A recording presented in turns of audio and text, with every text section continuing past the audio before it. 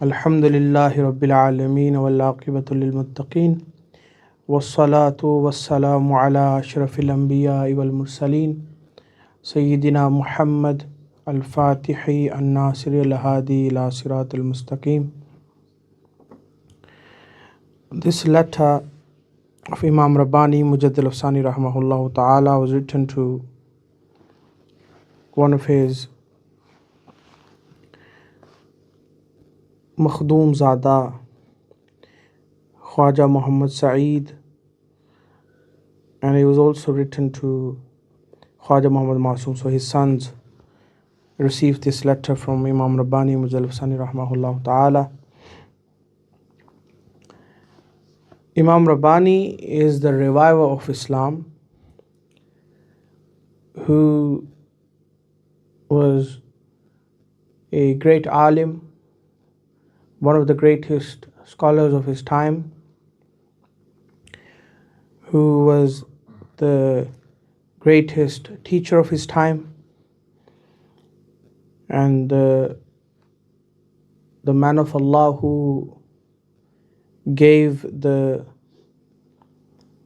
sciences of spirituality to his murideen, his disciples, his students.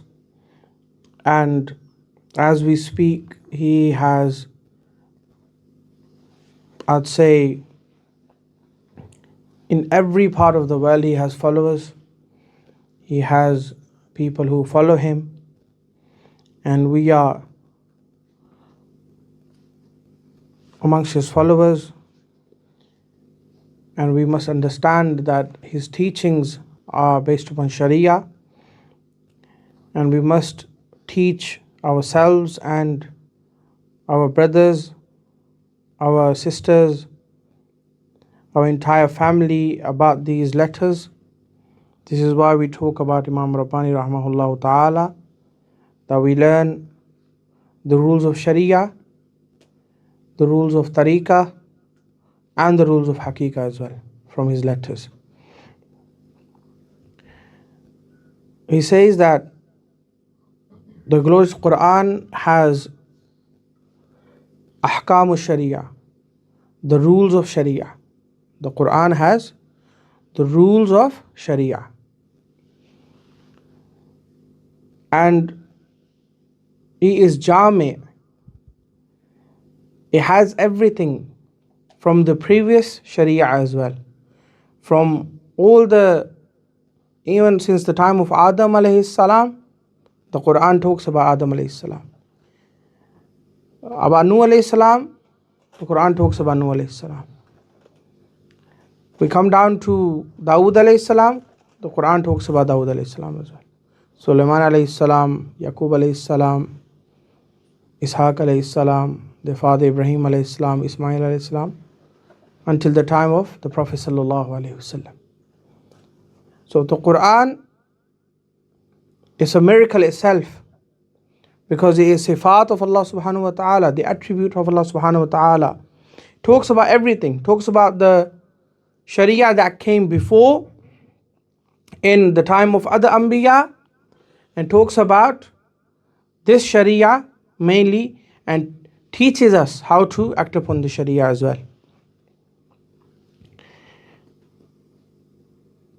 And Imam Rabbani said that this Sharia that we act upon, there are some rules of the Sharia from the Qur'an where you understand. It is that from the nas of the Qur'an, from the verse of the Qur'an, you understand abaratun nas, isharatun nas, dalalatun nas, and iqtida'un nas. These are the terminologies that ulama use, the scholars use. So we'll skip that part for now. And because this knowledge relates to the science of understanding the lugha of the Qur'an, the linguistics of the Qur'an, and understanding the language of the Qur'an, and how Allah subhanahu wa ta'ala applied certain rule on each ayah. For example, an ayah of the Qur'an, a verse of the Qur'an is very clear to us. An ayah of the Qur'an is very clear to us, like Aqimus Salah, pray your Salah. We know we have to pray our Salah. Wa'atu zakah, give your charity.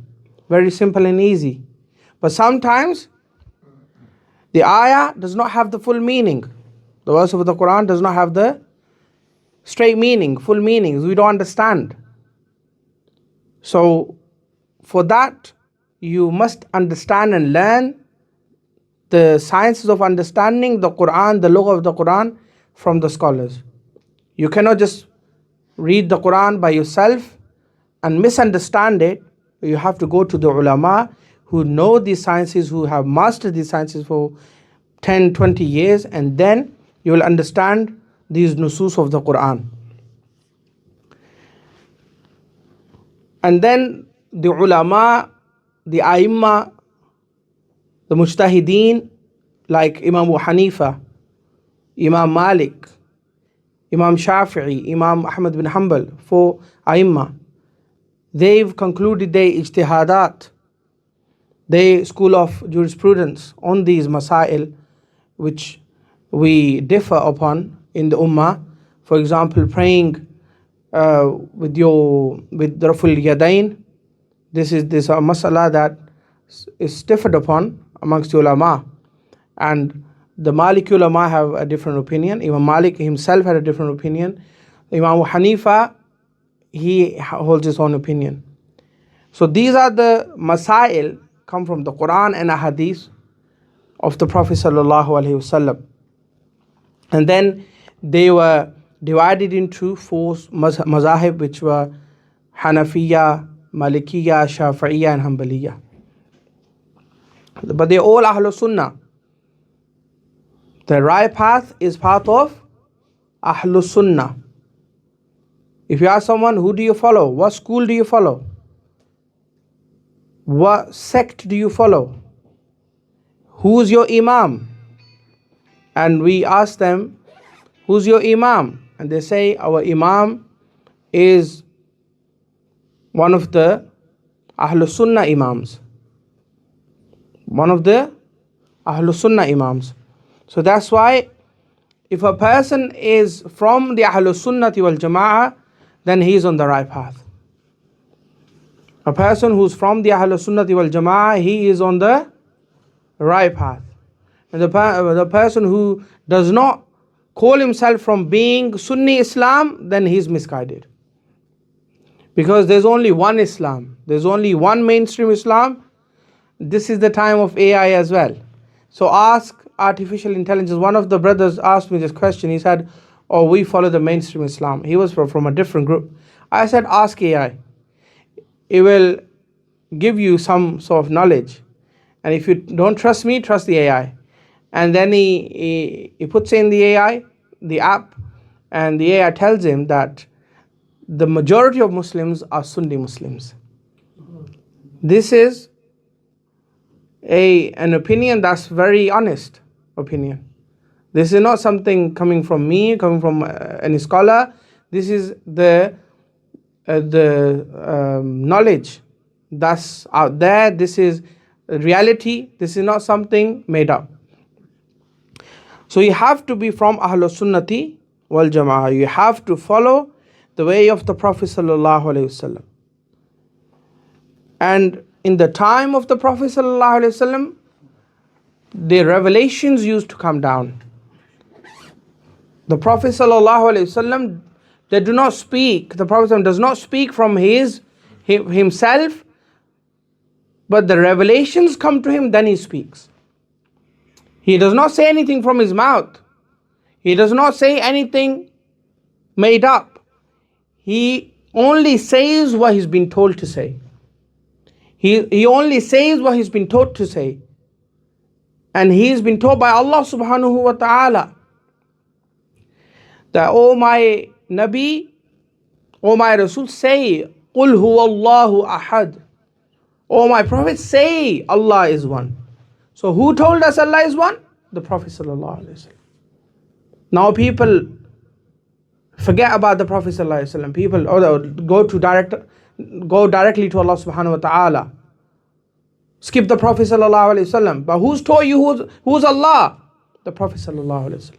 He is the one who's telling you, who's taught you Allah subhanahu wa ta'ala is one. That's why Allah subhanahu wa ta'ala likes to speak through the mouth of Rasulullah sallallahu alaihi wasallam, likes to speak through the lips of Rasulullah, and says, "Oh my Prophet, you say, Qul." You say. What does it mean?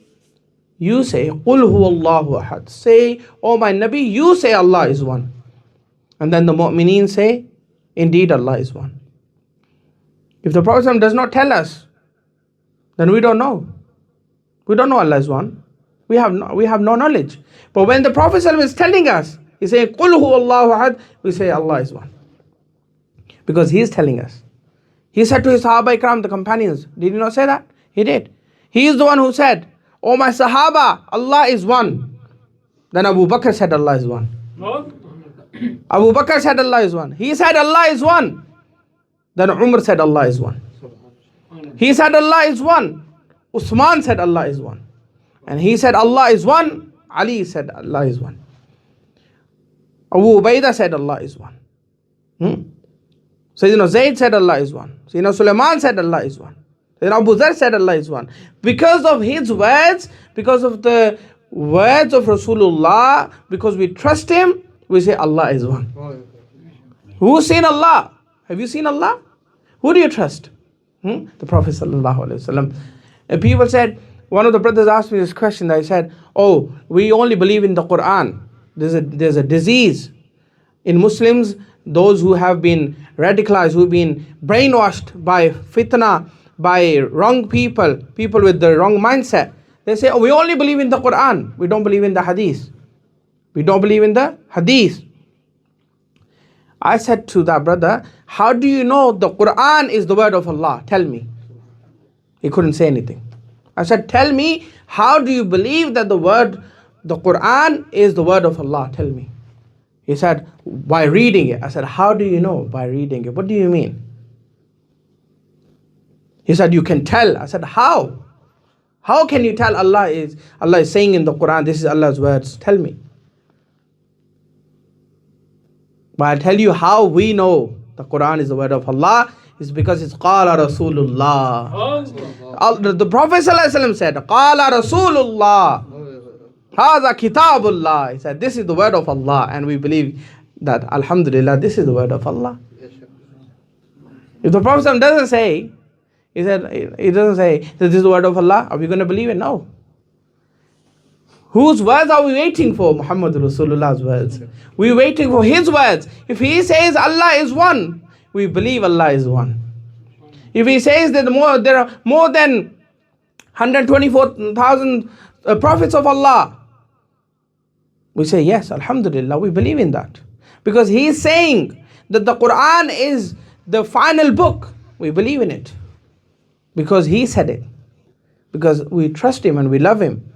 This is why the previous Anbiya, all the prophets in the past, when they came, they had to show some sort of sign to prove that they are Anbiya. But whoever looked at the face of Rasulullah, they didn't need any evidence. They didn't require any other evidence. They said, we look at your face and we can tell you're the Prophet of Allah. You're Nabiullah. You're Nabiullah. You're the Prophet of Allah. But it's all about your Aqeedah. It's all about your love for the Prophet sallallahu alaihi wasallam, because he is the one who's teaching you who Allah is. He is the one who's telling you, who's informing you about Tawheed, about the oneness of Allah subhanahu wa ta'ala. You must understand that. So you have to go through the Prophet sallallahu alaihi wasallam. You have to go through him. You have to ask him, Ya Rasulullah, please guide us. Tell us who is Allah. And then go through the Qur'an, and then you'll understand who's telling you that Allah subhanahu wa ta'ala is one. Who's telling you Allah subhanahu wa ta'ala has these qualities, these attributes, is Rasulullah sallallahu alaihi wasallam. He is telling you this information. So Imam Rabbani is saying that the Prophet sallallahu alaihi wasallam is the one who speaks, and that's the word of Allah subhanahu wa ta'ala. And that revelation, every revelation that comes down to the Prophet sallallahu alaihi wasallam is a hukm. It's an order from Allah subhanahu wa ta'ala. And even If the Prophet ﷺ says something in his lifetime that's not mentioned in the Qur'an, it's still a wahi. Why? Because the Prophet ﷺ does not speak from himself. Those people say growing a beard is cultural thing, they're misguided. They don't understand that the Prophet ﷺ, whatever he says is a revelation from Allah subhanahu wa ta'ala. All his practices, they're not cultural. Wearing an imama is not cultural. Why did the Prophet ﷺ say it's the crown of Arabs? Is the Prophet ﷺ speaking about imama? He's not saying, oh, this is just a cultural thing. Why did he say follow my sunnah? What is sunnah of the Prophet ﷺ? Every action of the Prophet ﷺ is the sunnah of Rasulullah ﷺ. Every action. Every act of worship. Every action that he performs becomes an act of worship. That's why every action of his sallallahu alayhi wasallam is worship of Allah subhanahu wa ta'ala. He speaks, that becomes an act of worship. He smiles, becomes an act of worship. He shows anger towards kuffar, becomes sunnah of Rasulullah sallallahu alayhi wasallam, act of worship. This is why these are the teachings of Rasulullah sallallahu alayhi wasallam that we have believed in, and that's why we are mu'mineen. We are mu'mineen because we believe in the teachings of the Prophet sallallahu alayhi wasallam. We believe in the teachings of Rasulullah sallallahu alayhi wasallam. And then Imam Rabbani said that some of the ahkam of the Qur'an you must understand from logic. The Aimma are the ones who teach you these masail. They come to a conclusion and they logically understand this conclusion, and then they pass it on to their students as well. For example, the timing of salah.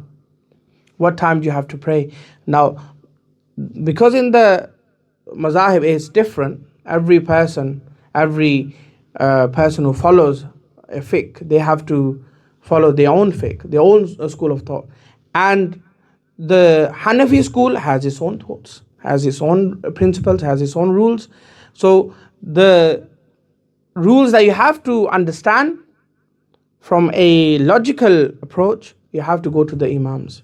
And the Imams, this is not your qiyas, this is the Imam's logic. Imam Abu Hanifa's logic. When you say your akal, it's not your akal, it's Imam's akal. Because we might get something wrong. But Imam Jalaluddin Suyuti rahimahullah, he did his own ijtihad. Now Imam Jalaluddin Suyuti is a big alim. He did his own ijtihad. And he concluded his ijtihad with one of the schools of ijtihad. So you can understand that even if you do your own ijtihad, you still end up with the same ijtihad that the ulama have already performed. You get to the same conclusion. There is no any other conclusion. You only get to 4 results. It has to be either of the 4 schools. You can't come to a new conclusion. With all the teachings of the Qur'an and Sunnah, someone says, I come with a new conclusion. Then that's not a conclusion. That's a destruction. Because that's not conclusion. You haven't come to the same conclusion as the teachings of the Qur'an and Sunnah. You haven't come to the same conclusion as the Imams. Because the Imams have already concluded everything. They already, with their logical approach, they've already concluded everything.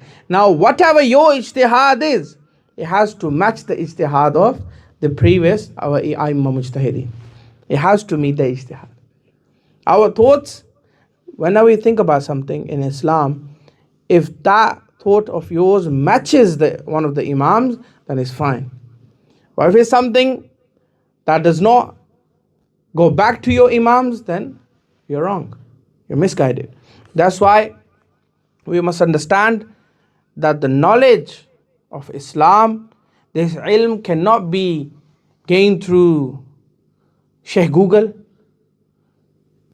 or other social media sites. We must take it from a Sheikh. A person who has a Sheikh is guided. He has the path to follow. Like a teacher. You need a teacher to learn something. You ask a doctor, how do you become a doctor? The doctor says that I went to this university and I became a qualified doctor. This was my lecturer and I went. And imagine the doctor says, I had no lectures. I didn't go to any uni. All of a sudden I went through some, websites and I explored that I can become a doctor, and I drank all that knowledge and today I'm a doctor. How silly is that? If a doctor cannot claim to be a doctor without going to a university, without hearing those lectures, without having a lecturer, how can a person in deen be a scholar without a scholar? How can you be a teacher without a teacher? You cannot become a teacher. You need a teacher. You need a ustad. You need a sheikh. And the best teacher is the sheikh. Is that sheikh who can teach you Islam, who can teach you Sharia, who can teach you tariqah as well. There are two sciences of Islam. First one is Sharia. The second one is tariqah. Now what is Sharia? Sharia is the ahkam of Sharia, which are the rules about praying your salah and performing other acts of worship. Okay? And then there's the inner sciences. That's tariqah. About when we look at the hadith of the Prophet ﷺ. So the ahkam Sharia, which is the first science of the Qur'an and Sunnah of Islam, is what? The Prophet ﷺ tells you about performing acts of worship. The physical acts of worship, okay, the outer, external acts of worship are from Sharia. And the other one is tariqah. Now tariqah is also taught through the mashayikh like Sayyidina Hasan al-Basri, Sayyidina Shaykh Abdul Qadir al-Jilani, Shaykh Shahabuddin Sarwardi, the Imams of Tasawwuf, which is called Tasawwuf. The word Tasawwuf means tazkiyah, purifying yourself. This is what it means. That's why going back to the Quran and Sunnah, Allah subhanahu wa ta'ala said, Ala bi zikrillahi tatma'innul qulub. That your heart is at peace. Your heart is assured by the remembrance of Allah subhanahu wa ta'ala. And what is that zikr? This is the zikr we're going to do now, inshallah. That when you do the zikr of Allah, you must understand that this zikr of Allah is the zikr of the Sahaba Ikram, the masters of Tasawwuf. This is the way of doing the zikr of Allah subhanahu wa ta'ala. And inshallah you'll understand and you'll benefit from it as well. This is a special gathering. This is not a gathering of a mosque where an imam who only knows about Sharia. This is not that gathering. You come to a very special gathering where you learn about the inner sciences, the spiritual sciences.